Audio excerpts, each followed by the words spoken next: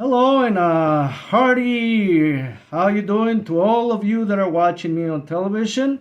I am very glad that you're here. Welcome to my channel, and I don't forget to press the like and the subscribe, follow, so that we can continuously, look at content where we try to arrive at the objective truth as much as we possibly can with the limited knowledge that we have about different situations.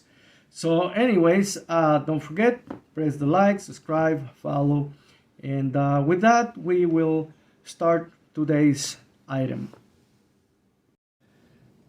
Okay, my friends, today I would like to talk about Moms for Liberty. I have before talked about this group as a group of people that want to control. They want to control your children, what they read, what they learn, and everything. Now, lately on their website, they published for a little while a paragraph that said, "He alone who owns the youth gains the future," underscore or sign Adolf Hitler.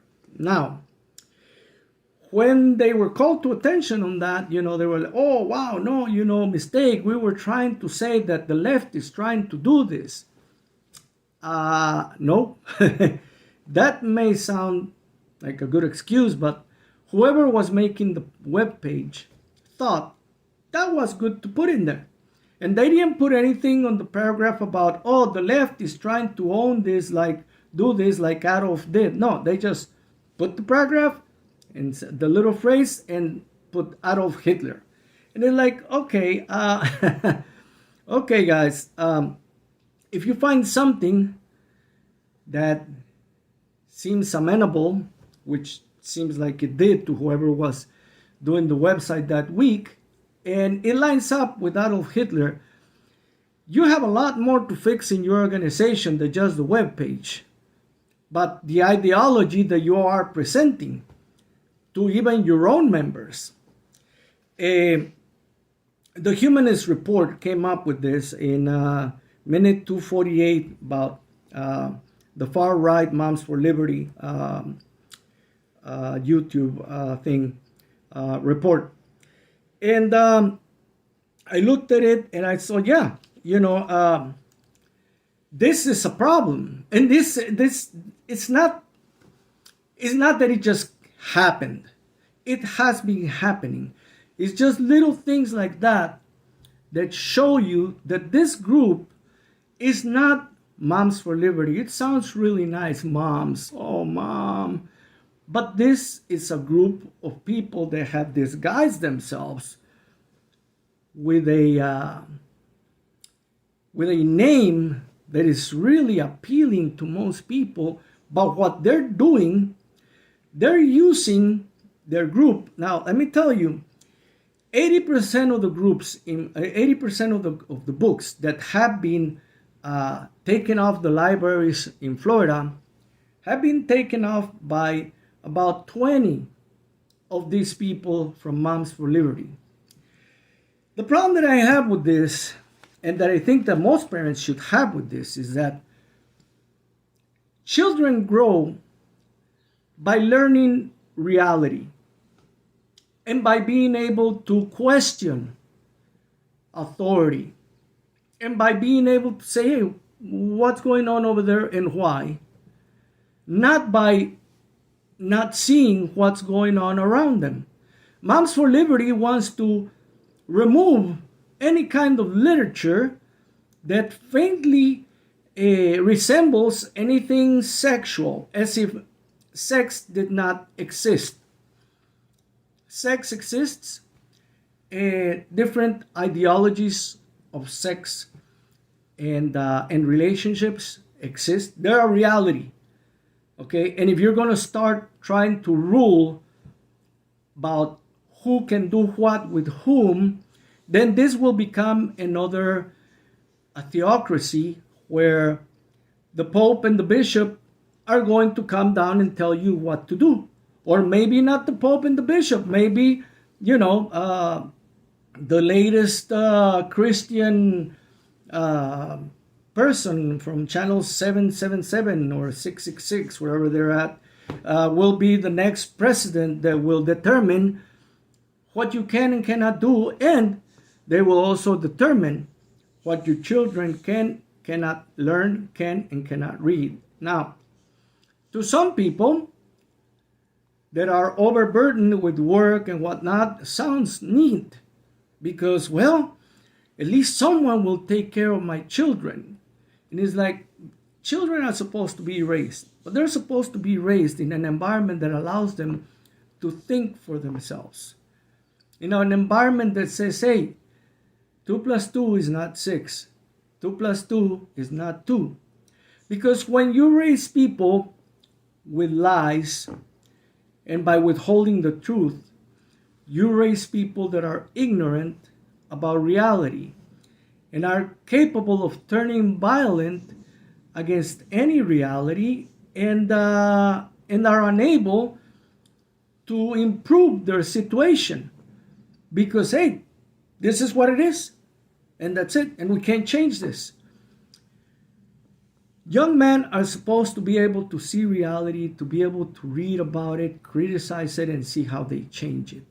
Or if it needs to be changed, by their own criteria, by their own freedom of choice. I'm going to give an example. And I'm going to give an example basically on religion because Moms for Liberty, even though they don't say so, but underneath all their intentions to regulate your children, okay, is their desire to regulate children via religion, morality, okay, whatever it says in the Bible.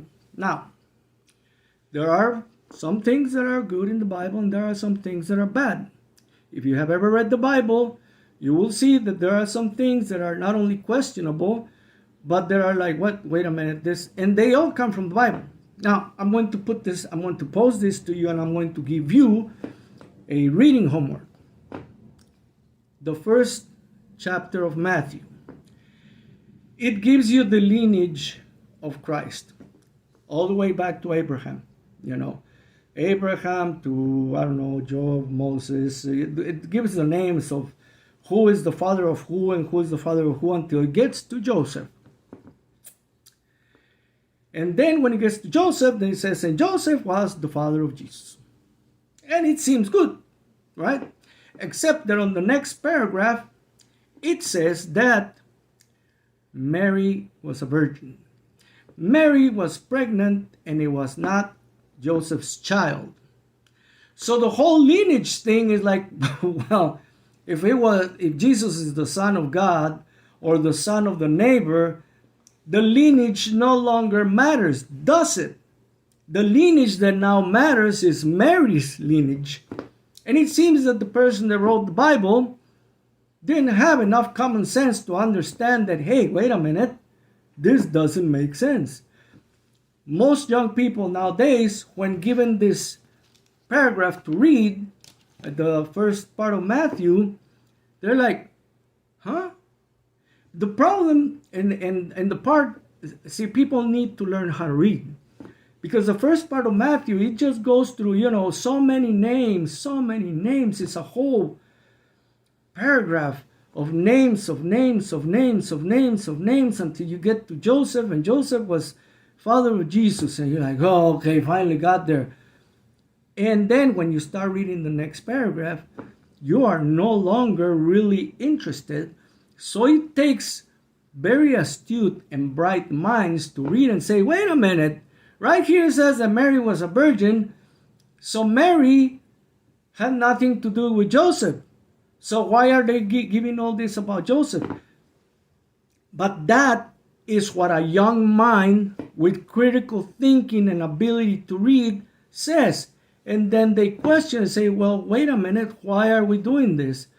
And then they can make their own choice to either, okay, well, whoever was writing this and well after Joseph, whatever mental gymnastic you want to do in order to maintain whatever belief you want to maintain. But now you are aware that in the Bible, it doesn't really say that. It actually contradicts, one paragraph contradicts the other one.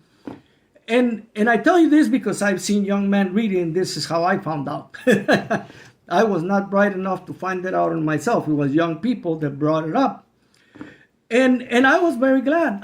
Because this is what it's about young people finding out errors that we have either allowed to pass by or have made ourselves, and they're like, hey, we have to fix this. I did not like it. You might not like it, but hey, if it's an objective fact that they find, you got to face it up. So don't let Moms for Liberty determine what your children can or cannot read. I say get that group, kick it out. You take ownership of your children. Well, thank you for having stayed with me through this discussion. Don't forget, press the like, subscribe, follow, so you see more content that I publish as it goes on. Again, my objective is just to share as close to an objective truth as we can get with the limited knowledge. And the only thing that's left is for me to tell you, have a great day, and thank you for watching me on television. And it's my channel. Okay, have a great day.